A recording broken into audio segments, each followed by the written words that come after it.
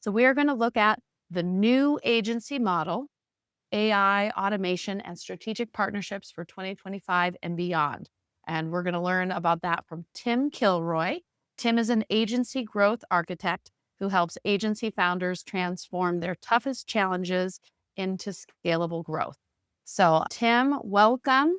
We are very excited to hear from you. There you are, Tim. We're so excited to hear from you about this new agency model and how I am AI is too. changing I'm gonna make things. it up as we go along. Awesome. All right. So, you ready to rock?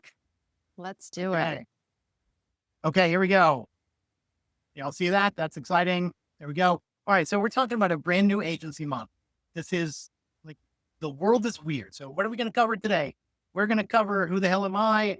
The fact that we've been here before, kinda, the way things are changing, impact, your actual new way of thinking, and then the actual expression of what an agency looks like in this age of AI. Now, first of all, let's start with who am I? So I've been doing stuff in digital marketing since 1997, which means, yes, I'm really freaking old, but that actually gives me a really good perspective for this. What I do with agencies, I've consulted over 300 of them. I've got a bunch of various programs from GTMOS, which helps you generate a consistent lead flow, to Gen Plus, which actually helps you generate real social authority, and then Fire Yourself from Sales, where we get sales off of the founder's plate. But let's jump in right now and let's talk about this. So we've been here before, sort of. So most of you are probably too young to remember, exactly when the internet started. And it was a long time ago. I mean, I'm old enough to have actually used a typewriter to type things, but that's crazy. But I think the real technological change started when, the internet was here, and that was going to kill everything. It was going to just kill everything that you can imagine. There was going to be no more books, no more print. There'd be no more billboards. Everything would be digital. Well, we are now roughly 40 years into the internet, and that didn't happen yet. There are more books published in the last year than there ever had been before. WYSIWYG website editors were going to kill developers. That didn't happen. There are more developers than ever before. XML and Python and machine learning was going to make everything simple and really easy. And guess what? That didn't happen either. So there have been these sort of existential threats and sort of enormous sea changes before. And honestly, sometimes the hype runs hotter than the reality. Now, I really think that this time AI is different. And I really do think it is, because it's a completely brand new way of operating. But what does it really change? Let's really think about that for a minute. All of us, in one way or another, are involved with marketing. Even if you are someone who spends their life down deep inside of databases, moving things with Python, you are impacting the outcome, which is fundamentally a marketing message. So the impact, the idea that we are actually creating and displaying messages that are moving and have impact on many, that hasn't changed. AI might be really great at a bunch of stuff.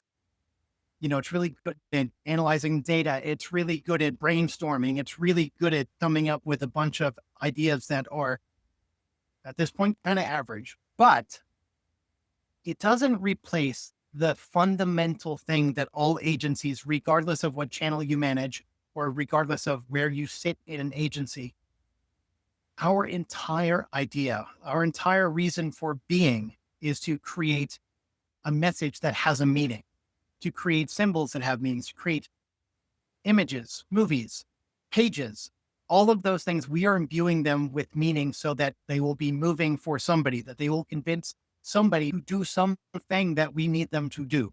or want them to do. So AI doesn't change that messaging in that mission in any meaningful way. It just gives us it gives us a different tool set.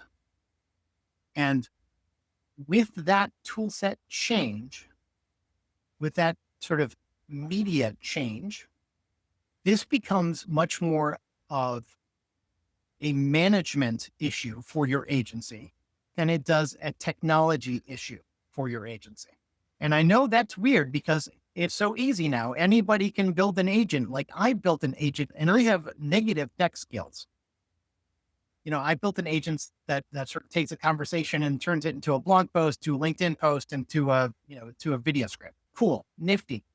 That was fun and exciting, but that isn't that's not the promise of AI. Democratizing the ability to make an agent is not the promise of AI. The promise of AI will allow us to do things at a much faster, much more complete way. But again, right now, AI is not a technology challenge that we are facing. What we are doing is we are thinking about how to manage this new technology. So our goal is to build our experiences, build our agency experiences around this new technology, not to feel like we have to create this technology. What we really think about is AI is now a force multiplier. It's not magic, right? It does not do stuff that has not heretofore been possible. Now, what it does is it does things a lot faster, which makes things feel possible that previously didn't feel possible, but it isn't. These are things that have previously been possible. They were just really, really flipping hard. So AI now allows hard things to become easy. That doesn't change the fact that we need to do those things. And so that does not change the outcome of what you were trying to create as an agency. You were trying to create revenue, experiences, and acceleration for your clients. AI does not change that message, that mission. It just changes the way we do it. So some of the things that are incredible here are AI makes analyzing data so much easier. That is really exciting because you can take complex data or sort of unstructured data and do cool stuff with it that you probably couldn't do otherwise. That is amazing because one of the most important things that an agency can do is feed good data back to their clients, especially if you're on the performance marketing side.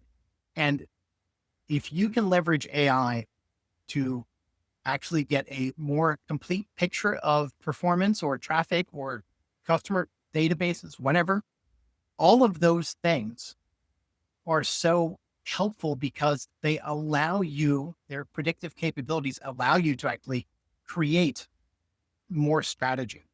And we can also iterate constantly. Nothing ever has to be seen of as done because we can really change out variables thousands of times in a very short period of time. So this actually has fundamental impact and unlocks so much for so many agencies. CRL, copy, design, development, all of that stuff is going to start to be able to scale without any real human limitations, which is super interesting. We don't really know what that looks like ever in the history of humanity. So being able to scale one person's ideas significantly beyond their capabilities is really incredible. And for the marketing community, one of the things that is amazing is that AI will allow us to bring relevance at scale. And thing that consumers are looking for, or business partners, or people or prospects, they're always looking for relevance. And that is something that is dramatically different. The fact that we are able to create relevance at scale in a way that has never been done before, that changes who you are. as an agency. That changes your opportunity. Doesn't change what you're doing necessarily, but it does change the opportunity. So what can AI do? Now there's a lot of super technical people here, and there's all sorts of amazing stuff that I don't understand. But if we think about this from an agency management perspective, what can AI do? It can make you faster, right? So it can increase your ability to serve more clients. That's great, but we don't necessarily just want to be faster. We also want to be better. So we want to make sure that we're leveraging AI to make our work more complete, doing more research, providing more data. Those things are incredibly important. AI is a great brainstorm partner. And this is where your innate creativity comes into play, because AI can expand on that and amplify your creativity and start to put together things that you may not have thought of yourself. But I think the way that AI is most useful right now is it challenges your thinking. If you use it appropriately, if you're just using Chat GPT, ask it why you shouldn't do this thing, or why this is wrong, or what's a better idea. And if you instill that challenge thinking into your organization, AI is a really, really incredibly powerful tool to accelerate your development as somebody who can accomplish that mission, as an organization that can accomplish that mission. And one of the other cool things that AI does, and this is soft, but it's real, you can make your team feel like they are capable of amazing things. They always have been capable of amazing things, but now you're giving them tool sets to make them more amazing. And if you can help them feel like they are living in the future and doing things that they could not possibly have done previously in their careers, they're going to love you for it. So weirdly enough, AI can make your team happier because you can give them work that is more rewarding. That is such an unbelievable advantage to AI. And this is something that you must really think about as you are building your way forward in this new world, because you still need a team in order to get great things done. What are things that AI can't do? It cannot become your strategist. It will tell you that it can. And someday it might be able to, but it can't. AI is never, ever going to tell you what to do. It's only going to try to be helpful to do the things that it thinks you want it to tell you about, because it's got that sort of sycophantic element to it. So you are still the driver of strategy. You are still the driver of direction. You have to define the mission of your agency and your client engagements so that you have a clear direction so you can organize your actions to accomplish it. AI is going to say something that's pretty controversial.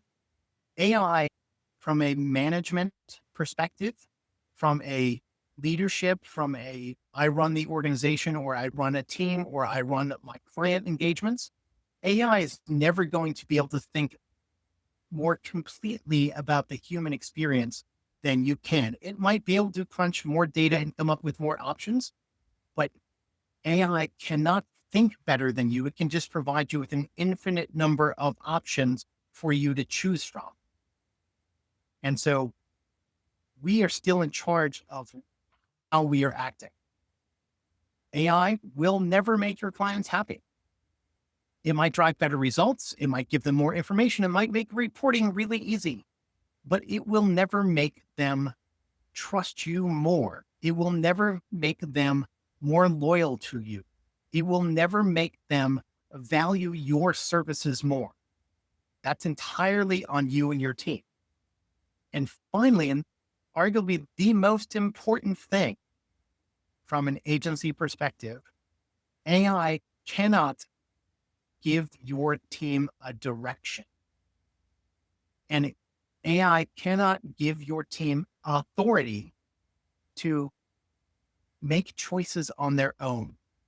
AI is never going to replace agency leadership, team leadership, or individual leadership. And so these are the things AI is going to inform all of the choices that you make.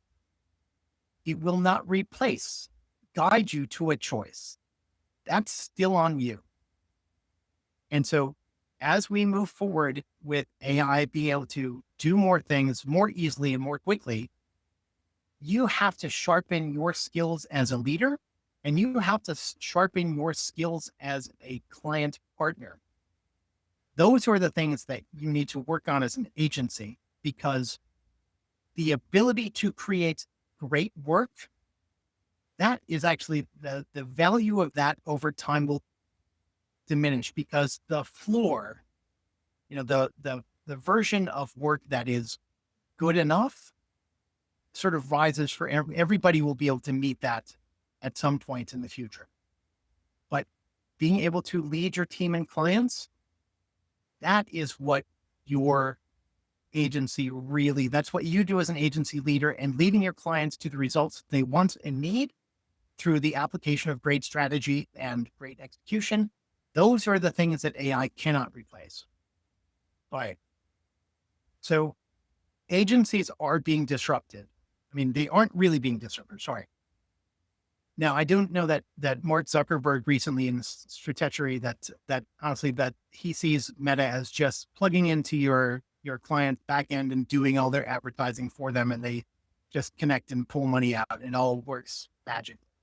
Well, that might happen someday. I don't know, but that doesn't actually disrupt the idea of an agency, because Mark Zuckerberg is only thinking about Meta properties. There's other properties. There's other ways to engage with customers. So the agency is not being disrupted. It's just being reconfigured. So here's a couple of agency truths. Number one, if you want to go fast, go alone. So if you want to build something, you need something quick and dirty, go ahead, build an agent yourself. If you need something that's really good and sustainable, you need more human brains thinking about it. So even though we do have the rise of small teams generating extraordinary amounts of revenue, that small team, they're still a tribe. So, and we may in fact see companies that are just one person and a bunch of agents. Maybe, I don't know. But in order to be a sustainable, thriving enterprise that provides value above and beyond execution and data analysis, you're going to need more people. You're going to need people to go with you. Number two, and this is something that is so hard for agencies, just accept it right this second. You can't be good at everything, and you shouldn't try. And not being good at everything, we're going to get into this a little more deeply. The fact that you can't be good at everything is the thing that frees you to reconfigure yourself in a new way. And finally, you don't need to build AI stuff yourself. If you want to, and you've got the skill to do so, awesome. Go ahead and do it. But every platform you work with, every tool you work with, every interface you work with will have some sort of AI built in. So you don't need to know how to build it. You just need to know how to use it. All right. So let's jump into this whole idea of, if you want to go fast, go alone. If you want to go far, build a tribe.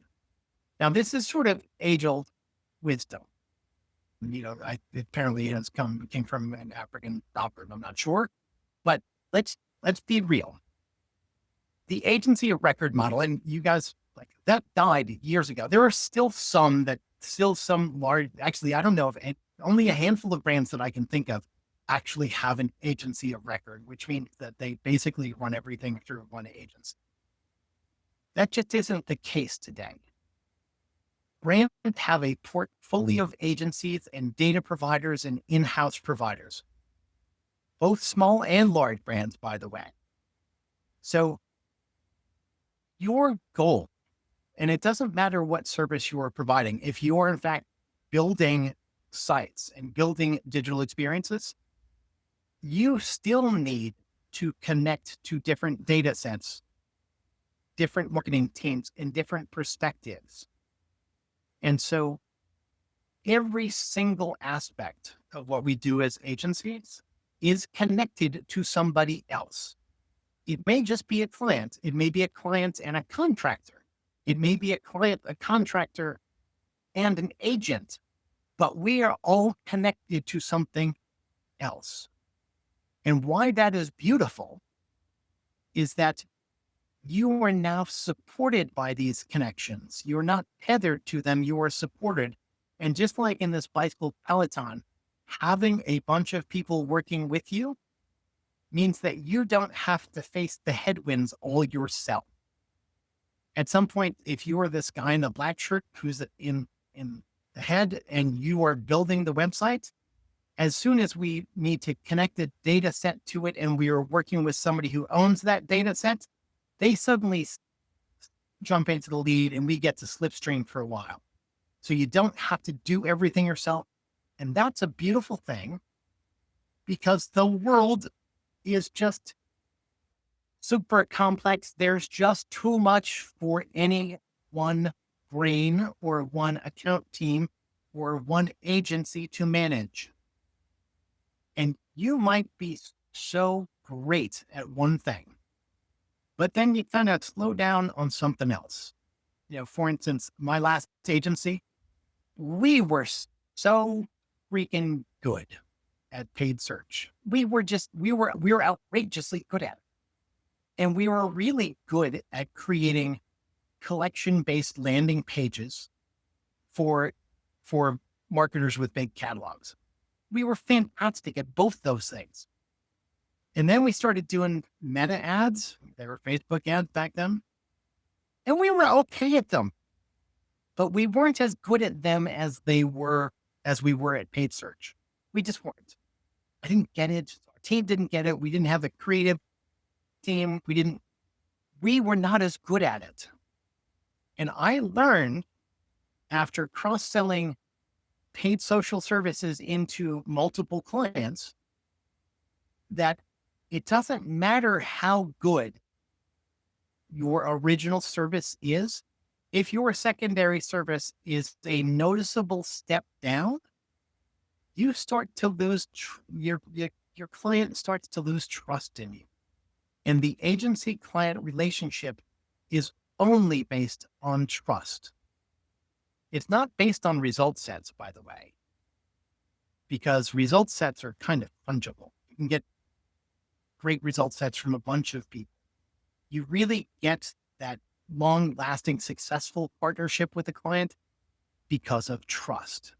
And so if you try to represent yourself as something that you're great at everything, everybody knows you're lying. You might not know you're lying, but everyone else does. And so lean into what you're great at and certainly try to become great at other things, but you don't have to be great at everything, because being great at everything means that you're just pretty good at a bunch of stuff. Because every one of these platforms, every kind of marketing media, every kind of site type, every kind of design type has its own cadence and language and insight. And you can't be as good at all of them as you want.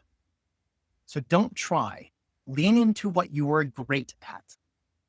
And I'll explain to you in just a few slides how we actually leverage that to make the whole agency conflagration better.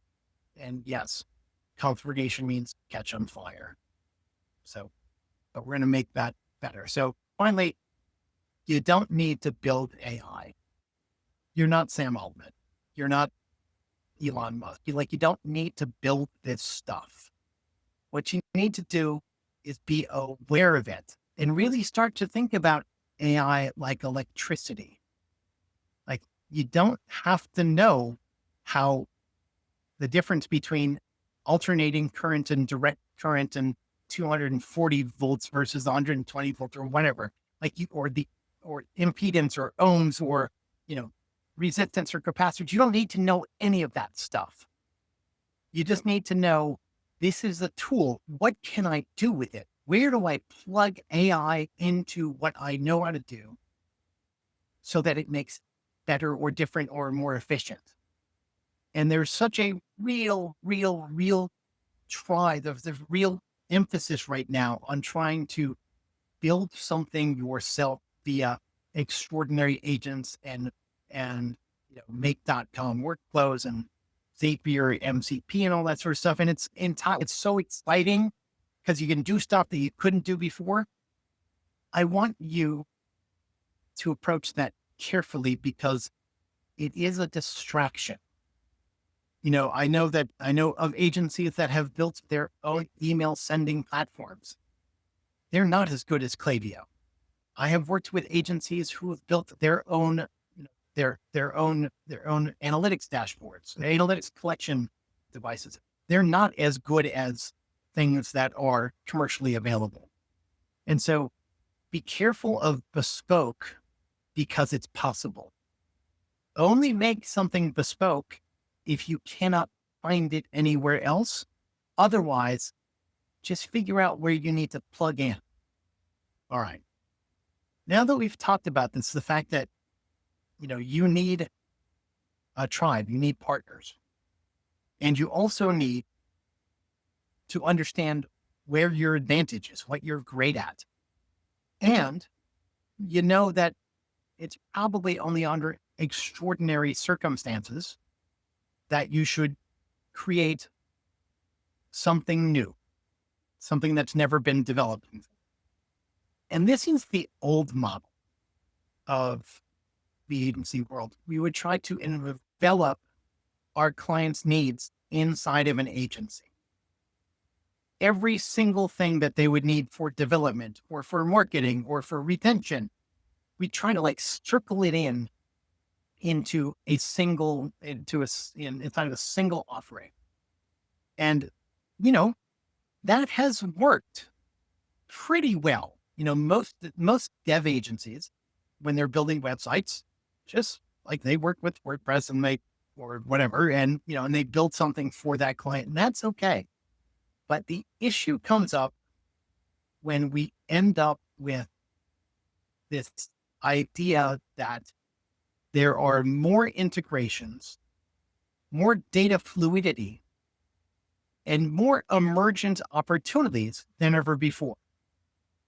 And so we can't likely encompass everything that a client needs inside of a single service. The new model looks something like this.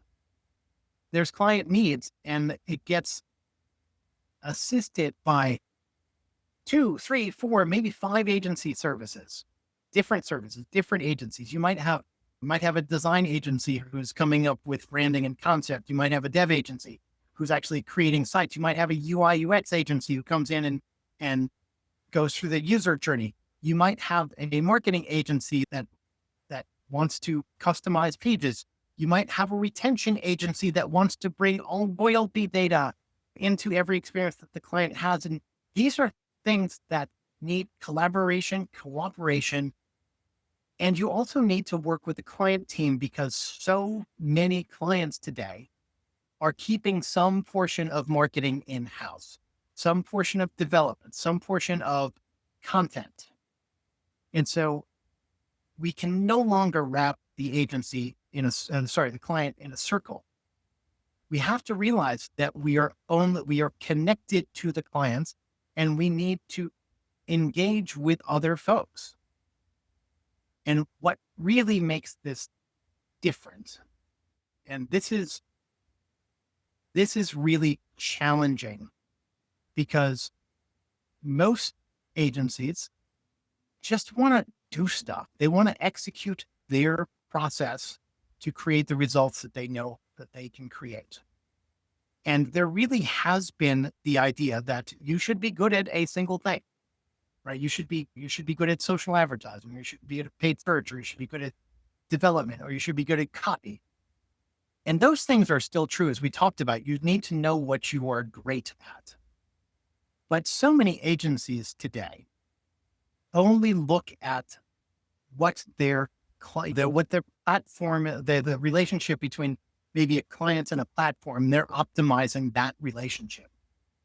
And what they are missing is the fact that in today's world, since data is cheaper and easier to analyze, creative is cheaper to create and iterate. Dynamic content is actually easier now than ever before. All of these things influence what you do inside of whatever channel or construct you are managing.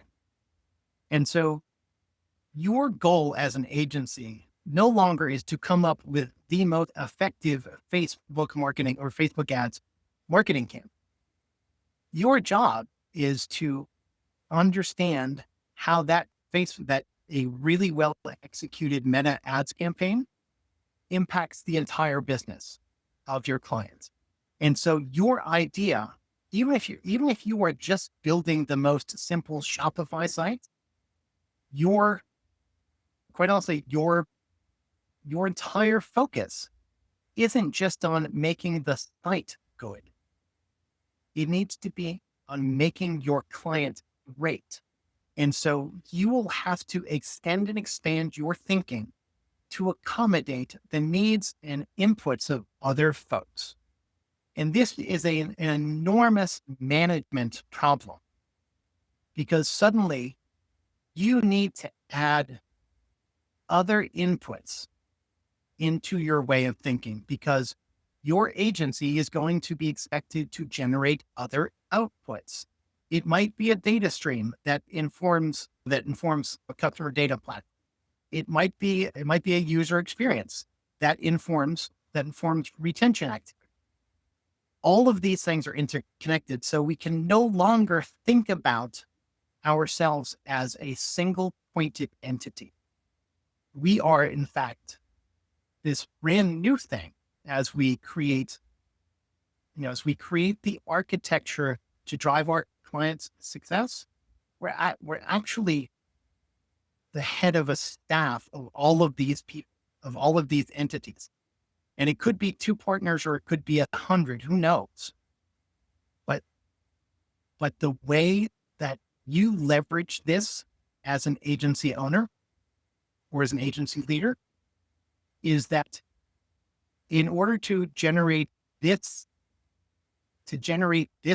this aggregation of talent, thinking, and experience, you have the opportunity to come in strategically and leverage the people that you know, the business, data, experiential connections that you have made to bring an entire solution to your client. And you can set yourself up as the architect. So you are bringing the blueprints of how all of these things work together. And you and your network amplify each other's expertise and you create mutually beneficial relationships. And what I mean by mutually beneficial, so if you are a site developer and you really ought to be connecting with people who are doing SEO and who are doing paid advertising, because you can build in what they need for success into your site design so they help you improve your product. And you are delivering to them a site that will impact their work as well. And you will also have the opportunity to do some sort of revenue share or referral sharing. And it is really important in this idea of networked leverage is that you talk to your partners about the fact that this needs to be mutually beneficial. This cannot be where you are architecting something and consistently referring work out. It needs to work both ways. And so you have to be picky about who's in your network because that has to be the standard. And there's a lot of people in this world who don't think that way. But the great thing is right now is your key to driving incredible success with your clients isn't the people that you've been able to hire. mean, they help with the stuff that you do better than anyone else. But to amplify that success, it's who you can bring to the table and who can fit into the architecture that you set up. Strategic partnerships are your tribe. They are the thing that makes your value bigger, and you are able to build around the mission, not just who's in your org chart. And this is something that I really want you to think about, is that knowledge, the things that you know how to do and the things that other people know how to do, multiplied by AI, multiplied by the quality of your curated network, your trusted network, that equals massive impact. And your partner network takes a cognitive load off of you, because you don't need to know every last thing about this channel that you don't use yourself. You can bring this partner in. They get to be the expert. The fact that you brought the expert in looks really great for you. And the fact that you had already accounted for them in your architecture of success, well, that is defining the value that makes you irreplaceable.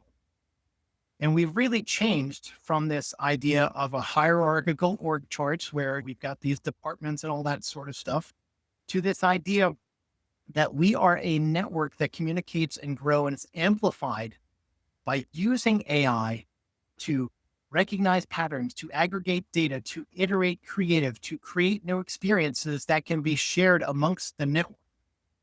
So I want you to be really thinking this way. You're no longer just an agency. You are a complete networked hub of intelligence. And that, my friends, is exactly today's agency model. It's a huge management and approach challenge. It isn't a technical challenge. And that's it.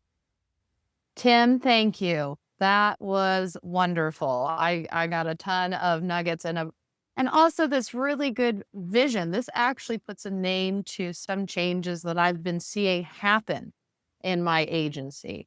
And so it's really nice now to have a framework around it and know it's not something to resist, but something to lean into. Yeah, I because this, Yeah. really the thing, and the reason why people have always thought I can't work with another agencies, they're going to steal my business. Hmm. Well, if you're really great at what you do, they aren't going to steal your business, and your client is going to love you if you bring in somebody who is great at a thing that you're just good at. Right, right. That's that kind of abundance mindset. Exactly. Yeah. So critical, because the the cost of quality execution is will be dropping quickly. Yeah. We have a couple questions in the chat. So we've got about 10, 15 minutes here for questions. I have a list of 10 questions, but I'm going to go to a couple that are here in the chat real quick so we can do those. And then I'm going to try to get to mine as well. So first, Michelle here just asked, how do we go about vetting partner firms to ensure that they perform at the caliber that we want to match our brand and our reputation? Just the same way that you would create, you would vet a new hire, you're going to want to vet a new partner. Talk to them. You know, don't go find them at the last minute. Make proactive networking and partnership part of your business development strategy. Mhm. You know, creating great partners is just as important as getting new clients. And so carve out part of your week, get to know them, meet them, talk to their clients. And a great place to start is with the agencies that already work with your existing clients. Mm-hmm. Because you Yeah. can look to your clients like, hey, I'm thinking, are these guys awesome or what? That's great. That's great. And Nicholas also mentioned he usually looks at live metrics as opposed to PowerPoints. So you can see exactly what's going on. I have a question about budget impact. And it has to do with this abundance idea and working with other partners. are we going to see that now, because in order to really excel as a business, our clients need to have multiple agencies Yeah. involved, right? Are are we going to need to start saying, "Hey, our budget threshold is higher maybe for their total spend because you can't get by with just one little marketing agency contract," or what are you seeing more likely to be happening in terms of budget sizes that agencies need to be looking at that their clients have available? So that's a, by the way, good question. So if you are putting yourself in a strategic position, and especially if you're working in some kind of media or acquisition agency, you really need to be thinking, okay, all of the channels that that your client is engaging with, you should have a reasonably good sense. And just asking your client, by the way, is a really good way just to find out how much are they spending. And then you should, you know, I'm going to say something controversial here, but since we all know that attribution is totally fake and not real, and might be directionally correct, I don't know, but you have to talk to your client. You don't have to insist on it, but you should say to them, "Hey, you should be budget fluid, so that your marketing budget moves according to where the opportunity is." And that shouldn't necessarily, by the way, impact the that shouldn't impact the fees that they would pay. So if let's imagine that you're great at meta ads and you've got somebody else's great at search ads, and the total budget's $100,000 a month, and right now they're spending 70 on meta and 30 on search, but then meta stops, what slows down, and they take away $20,000 worth of media. Like they shouldn't necessarily like knock down your fee structure, right? And Yeah. so, and I do think that the variable compensation is probably the variable compensation should be a minor part of everybody's pricing strategy. Okay. Mhm. So you should To- have another element that is kind of being paid for this management, relationship, strategy element of things as opposed to Yeah, managing ad spend or yes, something like that. because right now, like that sort of relationship management strategy, big thinking piece, because everyone gives that away for free, Mhm, right? mhm, They think it's what you have to do in order to get the opportunity to manage the budget.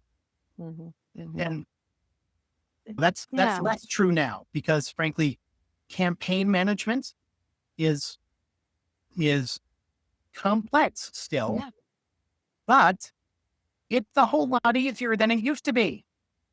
And it's going to continue to get easier because no platform wants you effing around with their stuff. Mhm. So it sounds a bit more like this consultation element, strategic consultation and leadership element is going to come to the forefront for agencies. How do you scale that from a staffing perspective? Like, I understand that if you're a solopreneur, Yeah. but right, well, how do we make our people that we used to just have writing blog articles now become these masterminds? Well, first of all, they don't have to be masterminds, right? Because you can ask ChatGPT. There's a lot of repeating patterns here, right? So you're going to see, like, you're going to see the issues and be able to recognize the framework. And so the advantage is that, and this is like an agency by agency advantage, is that it's going to be your framework for creating these strategic solutions and about which partners and when to bring them in.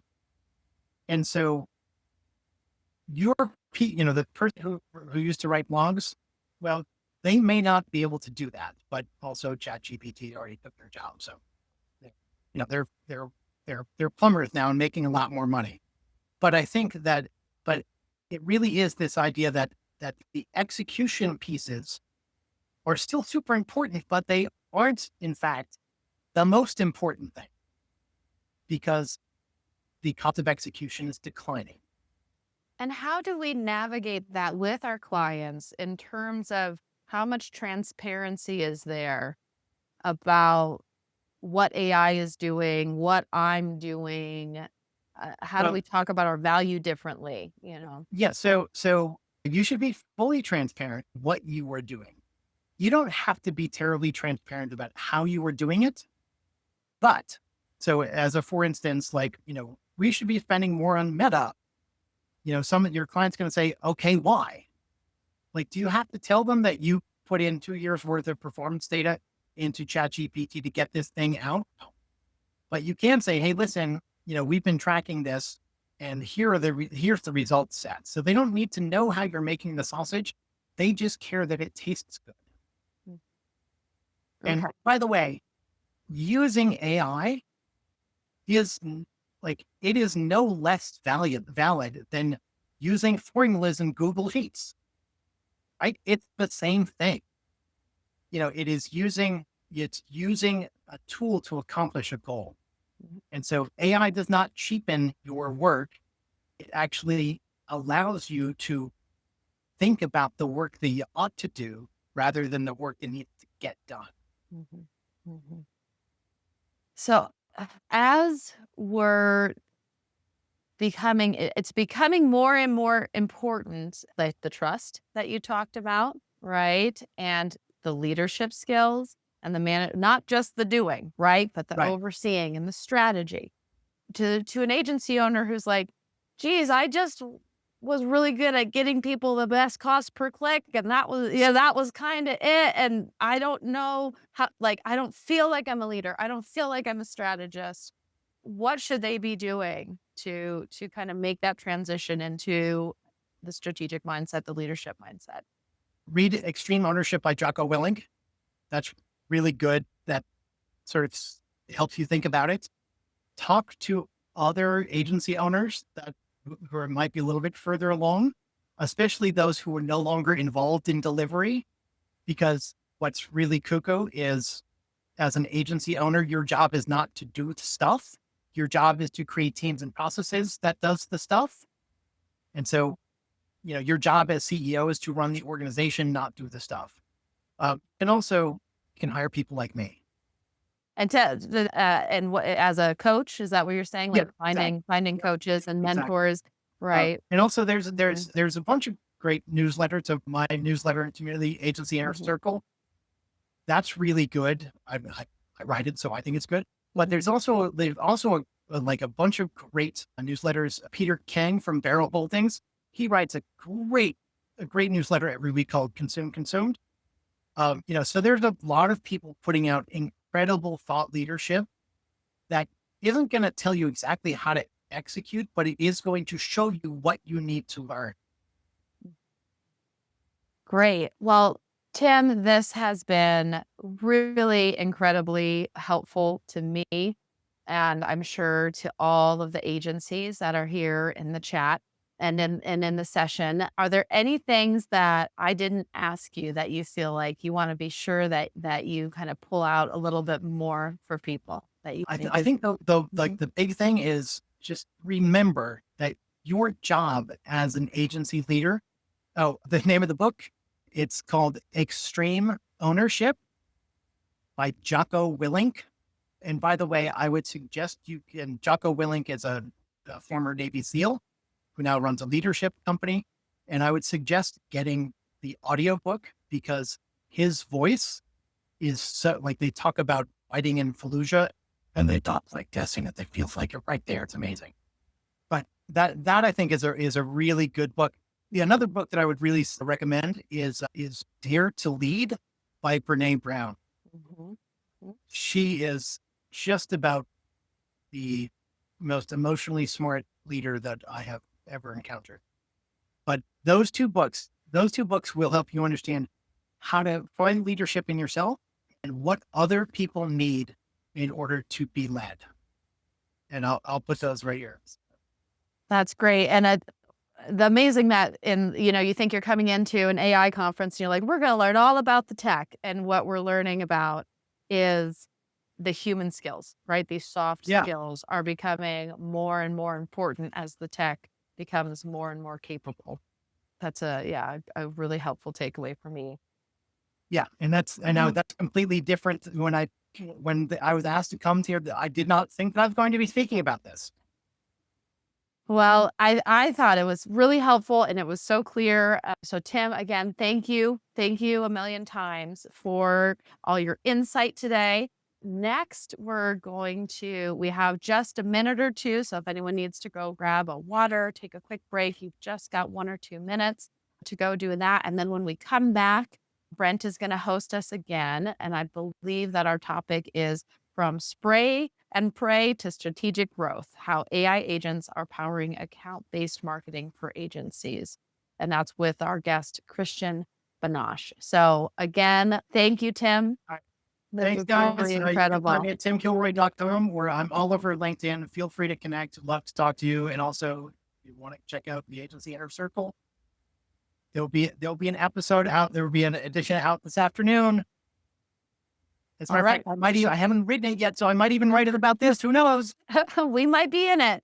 All right. Well, I know I'm going to go there. I'm going to sign up for that right now. And again, thank you. I'll check out that Agency Inner Circle. Thank you, Tim. Thanks, guys.